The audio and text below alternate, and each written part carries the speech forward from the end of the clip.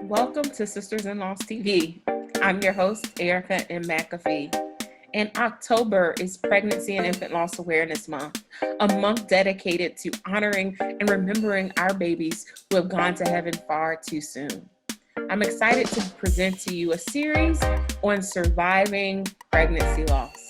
I know many of the stories you may hear may be triggering, so press pause, take a break, and come back to hear these powerful stories from sisters-in-law who have survived pregnancy loss.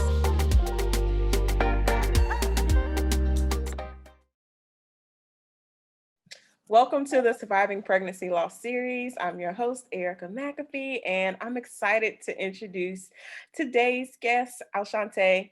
Please introduce yourself, share a little bit about yourself and what you do. Well, hello. Thank you, Erica, first of all, for having me. I'm very excited to be here and also very grateful.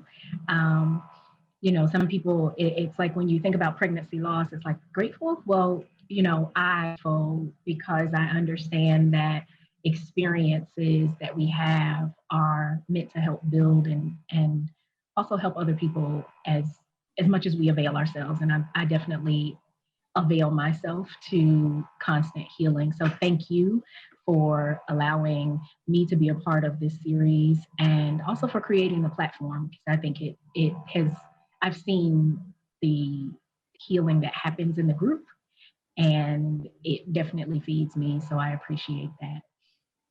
So I'm Alshante Squire. I am a certified development strategist. I focus on helping individuals, businesses, organizations identify internal and external opportunities for growth and development. So putting that in layman's terms, I'm a life coach. I'm also a full-time student. I'm currently studying to complete my MBA. And just as of yesterday, got accepted to the PhD program and will be pursuing my PhD.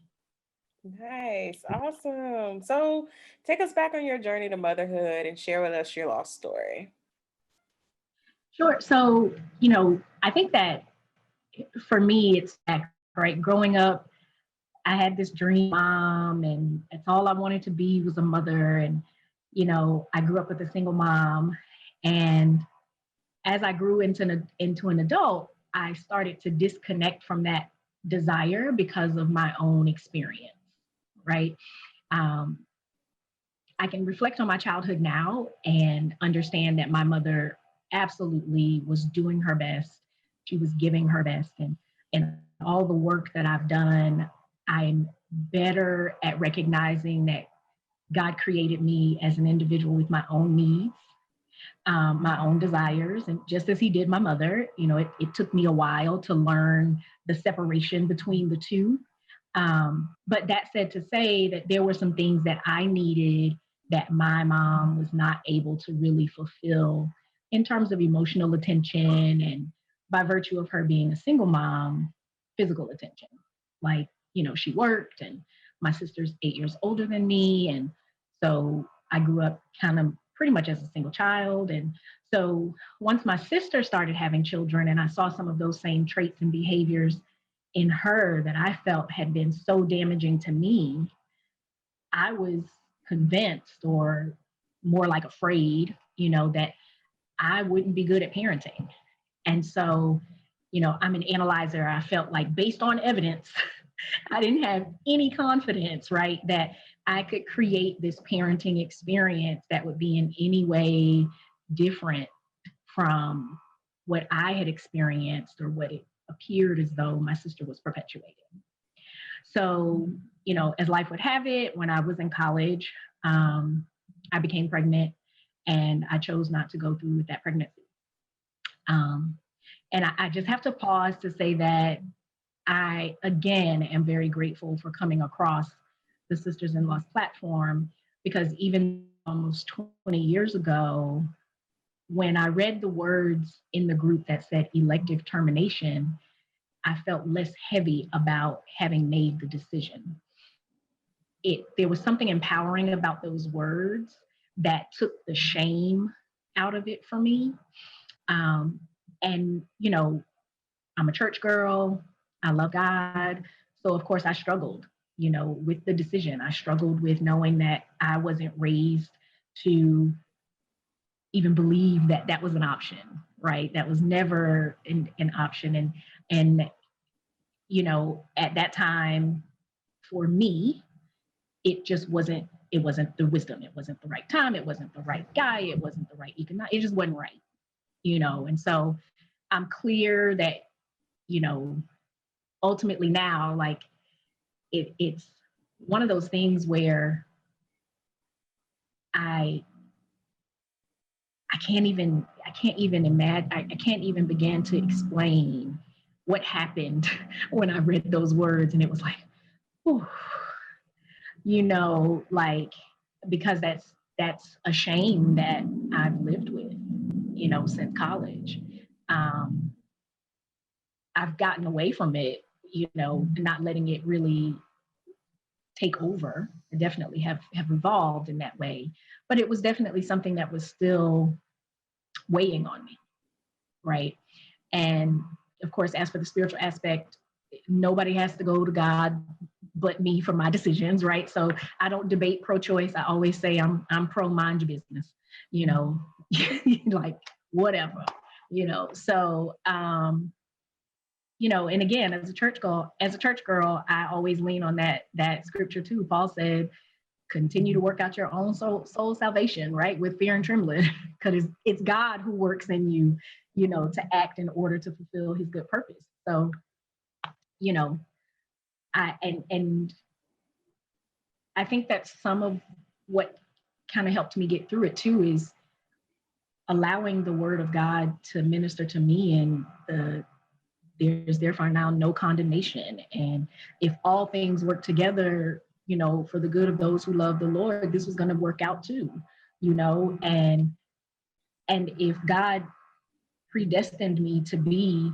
in his image, then, it says that he predestined me, he called me. If he called me, he justified me, and my favorite part is, in this scripture in Romans, where it says, who will bring any charge against those whom God has chosen? It is God who justifies. Who then is the one who condemns? No one. And it's just period. No one. Right? And so that, coupled with, years later reading your words in the group, I was like, I don't have to walk around with this. I don't have to be heavy about this. I mean, it just kind of is what it is. Yeah, and I love that. I love that those words were the words that touched you so that you could really release all of that shame and that fear and any other anxiety that you had about carrying this for so long, right? One thing that I don't think we talk enough about in the pregnancy and infant loss community is people who do electively terminate or terminate for medical reasons, or choose to have an abortion based on their situation. And the reason why is just because of what you said, the choice around it, and people not being mindful of everyone has decisions that they make in their life. Whether or not you agree with them, that's not really your business on what I do with my body, right? So Exactly. abortion and loss is a part of this continuum, but it's also a part of just our rights of having autonomy of our bodies, our reproductive health, and reproductive justice. And the reason why, we are fighting to, Yeah.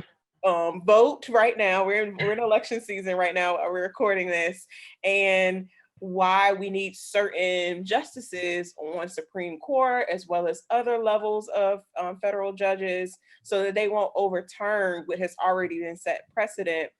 Because if different states were up to them, they would have banned, abortions. And what people don't realize is that abortions in getting a DNC or a dilation and curettage is the same thing. It's the same exact procedure.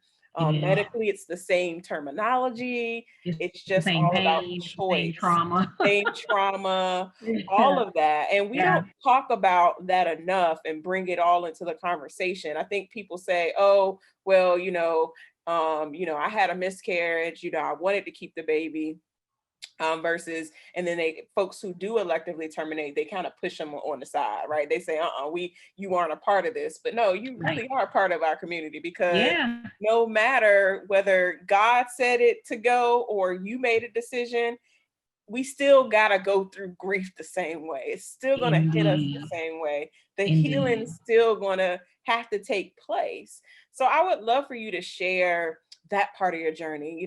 What happened next? How have you navigated life up until now with carrying on this burden that you felt, that you did, 20 something years ago? Yeah, so that's a great question. And I agree, it's not talked about enough, and for me, I think what I was able to do is I was in school, I was graduating college. It was my last year of college. And so I had other things to kind of focus on and keep me distracted, I guess, if you will. At the same time, there was still the experiences that I had and have had in my other motherhood experiences, where seeing children, kind of tightened me up and, made me wince. And um, just the due dates and the the potential birthdays, and just thinking about all of the what ifs, what ifs, what ifs. And I had to learn how to really allow myself to know, um, everybody believes something different. And I honestly, I really truly believe that we choose our people, right? In spirit, we choose our people. And I believe, just with everything in me, that that child chose me for that experience. It wasn't a surprise to God that this was something that I was going to go through, or something that I was going to choose, and it was all set up. I and not in a fantasy kind of way. Like, I don't want anybody to think that, I just had to convince myself, or I had to make up this story in my head. It really was something that I had to really find myself in the word. I had to find myself in God and say, I there is no condemnation. People have done things. Paul was killing people. Come on now. David was sleeping around, and he was a man after God's own heart. And it's like, stop it, stop putting that on people, when we all make choices that are right, wrong, or indifferent. But it wasn't your choice to make, it was mine. And so, to your point about having legislation and the Supreme Court support and that type of thing is very essential to making sure that humans have the right to be human, and that nobody else is actually making those decisions for me. Or, there was an article, I don't know if you read about this, about the woman who got shot in the stomach, and then she got charged with the death of her child. Yes, I do remember that. Girl, Mhm. I'm like, come on now. I mean, really? And then another woman who, she miscarried or something like that, and they tried to charge her with the death of her child. And it's like, are you serious? Mhm. Well, if that's the case, then let's go back and sue all of the vehicle companies for the seat belts, when they don't tell you not to wear the seat belt across your belly because it could snap the baby's spine. You know what I'm saying? Like, are we going to do that? No. Mhm. So let's just stop putting that type of pressure on people. Anyway, saying all of that to say that, in my experience, um, from then to until now, again, having navigated that experience of, I don't want to have children, whatever, I was like, yeah, I'm good. Then I got into producing in the entertainment industry. Yeah, I got into the producing industry and the entertainment. And I would say to myself, I don't know if I would be able to choose between this red carpet event and my baby's birthday party. So I'm just not gonna, put a child through that. I was on my Oprah, right? And but I had this mantra. I would always say that, if I found that amazing person, I would just consider, I wouldn't commit to per se, but I would consider, having a child. And I just kind of let that sit on the shelf until, my late 30s. And other ways of healing was just really allowing myself to live again and not hold myself hostage also to experiences. And I think that women have a tendency to really do that. We think about the spilled milk, so to speak, and it's like, oh, I spilled that milk. You spilled that milk 20 years ago. It is okay. The milk is gone. We don't need to talk about the milk anymore. Everybody else probably forgot about the milk but you, and you still trying to make it about the milk, and it is okay. It is okay. Just let it go, be healed, be set free, and we can move on. Yes, absolutely. So take us on this journey of healing, and then kind of where you are now with, since you joined the Sisters in Loss community, you've been a part of the group, and then kind of where you are now in your healing journey. Yeah, so I joined Sisters in Loss after a recent loss, which was not the loss after the abortion, because there was another loss after that. And so the journey kind of, for me, I've run the gamut, right? It's like I've had the abortion, and then, my most recent loss was an ectopic miscarriage. And just before that, I had an experience that I wouldn't wish on anyone with a former partner. And we'll get into that, I'm sure. But just where I am now in this journey, having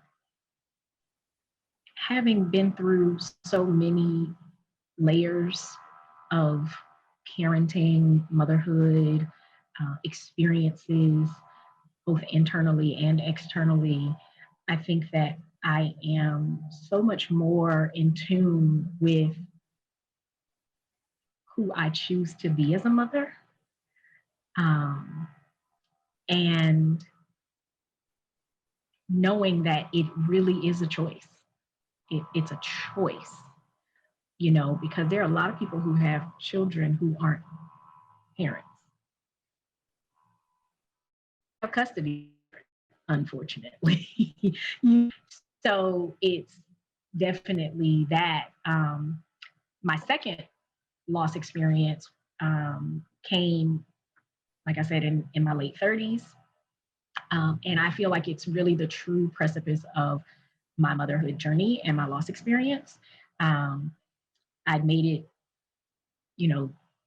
to 38, believing that parenting was not my jam. Like, I'm good, got this one thing in the back of my head that happened that one time, and we gonna rock with that and just let it be. But like I said, I had that mantra that it would really have to be someone absolutely amazing. And shortly after my 35th birthday, I met someone and we became friends. And not too long after that, I realized, like, I think I might be really falling in love with this person. The person was a woman. And up until then, everyone that I had been in a relationship with was a man. And I I wasn't willing to not have this happiness because of this person being a woman, because I was really happy and we were really happy. There were situations where we both struggled. Like I said, I'm a church girl. Jesus is my homeboy. So you can imagine, like, going on in my head was like, okay, God, I don't know, like, how are we going to work this out, and we both have very spiritual backgrounds and grew up in the church, all of that. So we shared some of the same reservations. However, I sought God and met with my pastor. And after a few months, I just allowed myself to rest in the love of God. And, again, going back to no one can condemn, that's not yours to do. And that's between me and God, and really understanding the difference between religious legalism and spiritual relationship, and that the only thing that I'm really accountable to is my spiritual relationship, with God. And so I let that be. So fast forward, and in she had her own set of trauma around having children, having had her own lost experiences and things like that. And so when she mentioned wanting to have a baby, a couple of things came up for me. I knew it was a big decision for her, because of the trauma she was navigating. And then I had to decide whether or not I wanted to be on this train. And at first I was like, well, I don't know, but then after working through my own stuff, talking to friends, and just really working through the things I was insecure about, I was on board, I was all in. And in terms of her ability to care for children and just people in general, she was indeed that amazing person that I was saying that I could see, considering having a child. And the fact that she wanted to carry made it easy, I don't have to do it. Got it. Cool. Yes, we can do this, right? But it didn't turn out that way. And I think that this is something else that just doesn't get talked about a lot when it comes to same-sex relationships and parenting and things of that nature. We communicate it very differently. And even as a trained communicator, and I think this is important when it comes to parenting and motherhood, fatherhood, any type of parenthood, is understanding that, what healthy communication looks like in interpersonal relationships. I have a bachelor's degree in communication, but, I could communicate up the wazoo in a professional setting. And in my house, though, not so much. That wasn't something that I really understood. I didn't know how to fight fair. And it wasn't that I was fighting unfair, I just wasn't fighting. And so when it came to conversations around family planning and, although I was asking all of the right questions, I was being very curious. What I know now is that I wasn't truly, truly advocating for myself because I wasn't taking the action that I needed to make sure I was protected, in this parenting experience.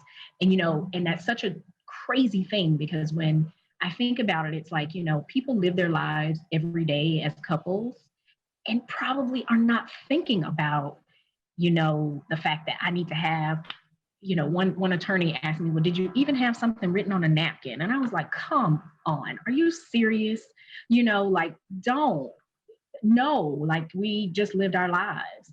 And as progressive as the world has become and laws have become and recognizing equality in marriage and LGBTQ rights, and, those rights haven't evolved to include parenting. And, aside from living and loving like any other couple, I didn't think there was anything I needed to protect myself from. I spent most of my time trying to figure out how to protect and provide for the family that we were, trying to create. And so I wasn't thinking that I never had any reason to believe that we would end up where we are today. And, never had any reason to feel like I needed to seek any legal action, either. And let me be clear that I still don't. I still don't. And I think that's there's in there that kind of comes with the territory for me, because again, my choice, right? So ultimately, fast forward, the donor was picked. We tried via at-home insemination for a little over a year, and we found out she was pregnant just about a month before my 38th birthday. And unfortunately, there were so many questions that had gone unanswered. I was doing my best not to push, right? Because I wanted to be cognizant of the fact that she was working within her own trauma. And, one of the things that's also important that I really want to point out is that we really have to listen to what's not being said with our partners, even in heterosexual relationships. It's like we hear someone say, I don't want children, but then we see them with children and feel like, oh, no, you really need to hear what's being said, right? And so she would always make this comment that she didn't want to share being a mom. And I was like, well, I would ask, like, well, what is it really that you mean by that? Like, is it you want to share the title, the role, and, what does that really mean for me in this situation? Because we are in a relationship and we are, doing this together. And, she was one of those people that kind of didn't want to talk about things until they came about. So it's like, well, we don't need to talk about that because I'm not pregnant. And it's like, ooh, okay. And trying to let her go through the process and thinking, okay, well, as for the role, it kind of is what it is because I'm not a man, so I can't be a father. And if the concern is the title, then we can just come up with some other name, for the baby to call me. Baby doesn't need to call me mom. Baby doesn't need to call me mama. Baby doesn't need to call me mommy. She can call me whatever. She can call me kitty, whatever she or, wants to call me. So I wasn't concerned about any of that. And all I cared about is that we were having a baby. And not too long after we found out she was pregnant, that was when it all came crashing down. She didn't want to be in a relationship anymore. And, to use her words, the issues that we were having were fine when it was just us, but she had a child to think about now. Not we, but she had a child to think about now. And I was like,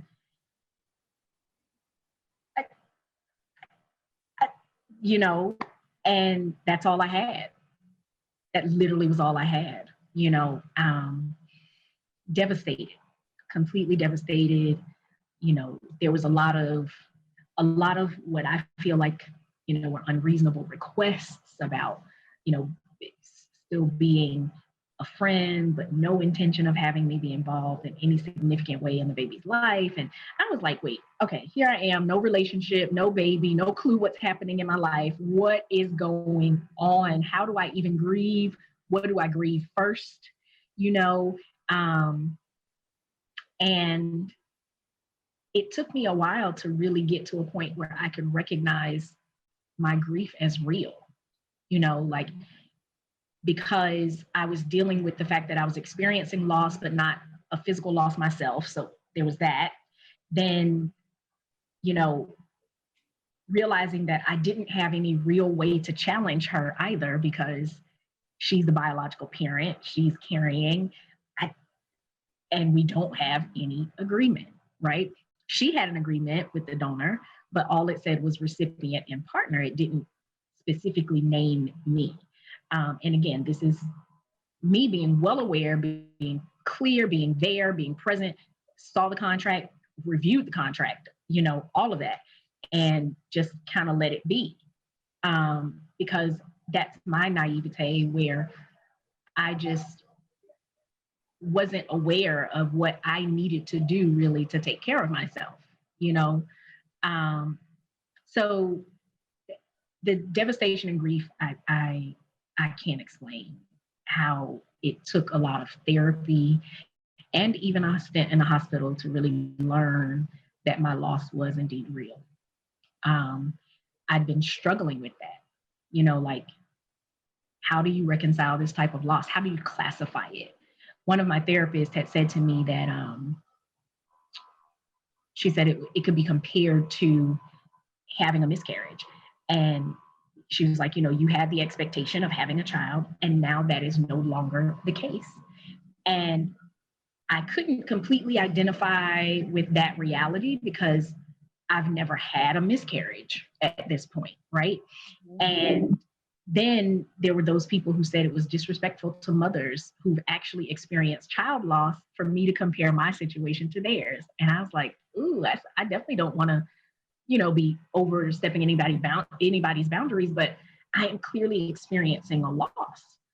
And I needed something to help me make sense of it all. So when I went to the hospital, I saw this therapist who did an evaluation, and that's when it was confirmed that my grief and loss experience were indeed real, and there was even a name for it. And I was like, yes, I'm not crazy. Thank you, Jesus. I'm not crazy, and so the term is ambiguous loss.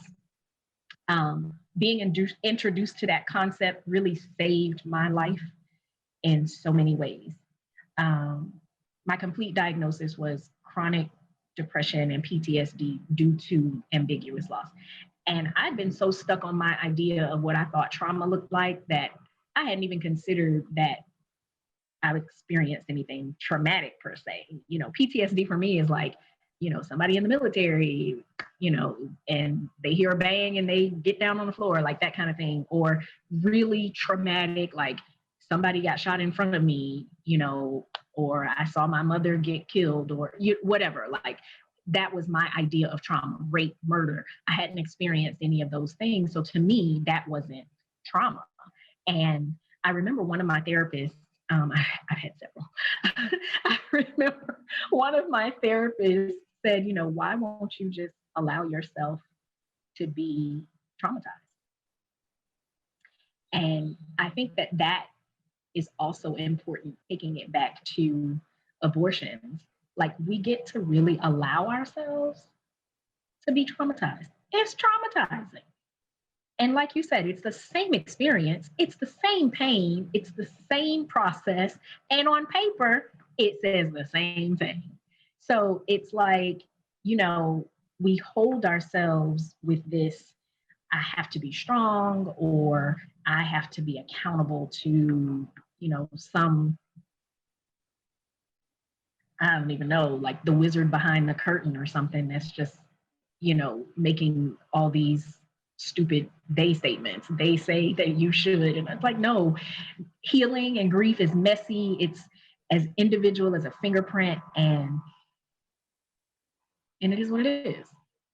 Yes. What I love about your story is obviously there are so many complex losses that you've had and experienced. But one thing that I do love is that you've come back to it. You've done the work. You've gone to therapy. You've had a bout of depressive thoughts, and it definitely worked on your physical health, but you had to go through the trauma to get to the other side. And I think Mhm. people, when they go through losses or just transitions in life where you have some sense of loss, that we don't feel like it is necessary. Like we don't want to face grief head on. Yeah. We don't want to face the trauma head on when we have to in order Yeah. to Yeah. get to the other side of what healing looks like or wholeness looks like, so that we can even just get up in the morning, put our feet on the floor, and just be like, thank you, Lord, I'm in my right mind, because Girl, I wasn't a little a bit ago, right? listen, I But was thank you, Lord, that I'm here. I'm grateful yes, that I'm in my right mind, that I can put my yes, clothes on, that I didn't go yes, crazy yes, after dealing yes. with all of these types of losses. Mm-hmm. I would love for you to wrap up and just give us some encouraging words, because the people who are listening and watching, you know, they may have gone through something different, right? They may, as Black women, we really don't talk about this. We don't talk about abortion. We don't talk about elective termination. We don't talk about this ambiguous loss that happens to each of us, right? This Mm-hmm. expectation of what could occur. You know, this can apply to Mm-hmm. every area of life, right? Your job, Exactly. your Yep. careers, Yep. of these things COVID. expected to do at a certain time, you know, Yeah. especially for us who are getting closer to 30, we're not 40, we're knocking on 40, right? And Right. you know, we think that we're supposed to be further in life than we are currently, and it's that expectation of what could have been or what could have Yeah. occurred. What encouraging words can you leave with us? Because I think that we all have our stuff, we all have our mess, and we all have to go through You something during know, this time, you know? indeed, we do. We all have something, and the world is in a state of ambiguous loss right now. You know, we've lost our sense of freedom, our sense of self. Being able to be out with our people and be engaged with our family, and those disconnects. There's a book by Pauline Boss called Ambiguous Loss. And she breaks it down in that book where she says that this study started with um, families who had people who were MIA, and they had to have memorial services and funerals with no body. And, people who live with family members who have Alzheimer's or dementia or whatever, and how they have to mourn the death, right? The first death of the person that they knew, and then the second physical death. And there's some ambiguity in that space where you still have this relationship with this person who actually isn't there. You know, even parents who give birth to children with disabilities, as you well know, that there's that hope that you lose. There's the plans and the prayers and the football games and cheerleading, and all of those things that are losses and that you live with daily. And so for me, even as I prepare for my next round of IUI, and just holding on to some kind of hope, because I am 40, right? 40. Here we are, and it's like, we all know what comes with 40. Like at 40, stuff start being like, yep, I'm done tapping out, and one doctor thought I had adenomyosis. I have had several HSGs, and we know that those things hurt if anybody has ever had them. And had a hysteroscopy, a polyp in my uterus that was actually taking up half of my uterus. And they're like, yeah, I can't have a baby. You got to get rid of this first because there ain't no room for the baby. So I'm like, all right, cool, got that. Then boom, you get pregnant, or I got pregnant, and there's another loss, and all I can really say to anybody is whatever it is that you have in your vision, just hold on to that. Hold on to the fact that it might come another way. It might look different. It might manifest differently. And to your point, it might come at a different time than you expect or had planned for it to happen. But it can happen. And you know, a lot of different things that I picked up for myself that I started to understand would really help me, right? I have this home, and I moved into this home shortly before going into the hospital, actually. But I moved here, and it became a project for me. Like really just making home full of life. Life giving, life just just fostering, cultivating life and experiences, and giving of myself and giving of my space, because I know I'm blessed with this space. I have a space in Brooklyn that people would die for, a lot. And so I'm grateful for that.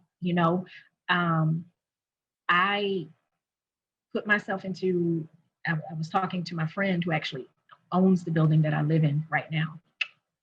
come in, I'll buy it. But I was talking to him and he was like, talking about the backyard. I had somebody come in and do the backyard. There's a garden and, I spent some time out there.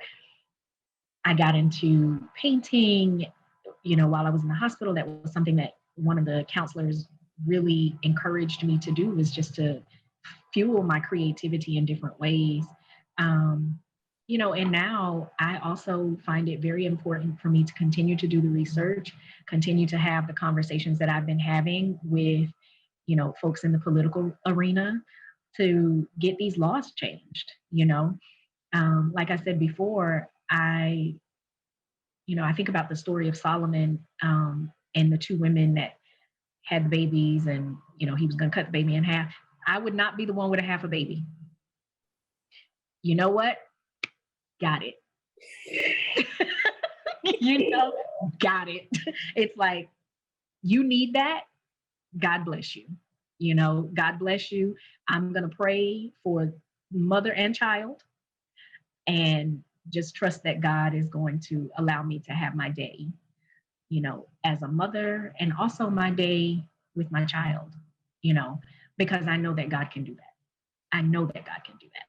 So, that's my encouragement, is just to continue to hold on. And for those that might be listening that aren't necessarily as spiritual or deeply rooted or whatever, whatever your higher power is, like, really lean into that. Really lean into allowing yourself to have some peace, allowing yourself to at all costs, set your boundaries, be clear. Let's pause and take a minute on that one. Be clear, about what you want, about what you need, about who you are. And when you go into parenting, give yourself some grace, because parenting is not a perfection. It's not a perfect thing. Neither is healing, neither is grief, neither is life, right? We got all the things that we go through. And I heard somebody this weekend say, I made the statement, the saying has been for years, practice makes perfect. And she said, no, practice makes progress. And I said, you know what? I like that. You are absolutely right, because there is no perfection. It's like progress over perfection, Yeah, it's no different than us spiritual folks who say faith without works is dead, right? You got to do the work. You got to do the work. Gotta do the work. The faith ain't no good if you ain't doing the work. Yep. So, and the work ain't no good if you don't have the faith. So, you know what I'm saying? You gonna let God be God, or you gonna try to play God? Like, which one? What are we doing here? And trust me that anytime you try to play God, you will always come up empty. Always come up empty. You may as well say, I surrender. You may as well. Well, Alshante, this has been amazing. I would love for you to share where we can connect with you after this. Yeah, so I am currently on Instagram as Social Coach. That's SOULCIAL Coach. I am stepping up my social media game and working on some different projects that are coming in as well. But Social Coach on Instagram, as well as my email is socialcoach@gmail.com. Yes. Well, thank you so much. This has been a pleasure. Absolutely. It's been amazing. Thank you so much.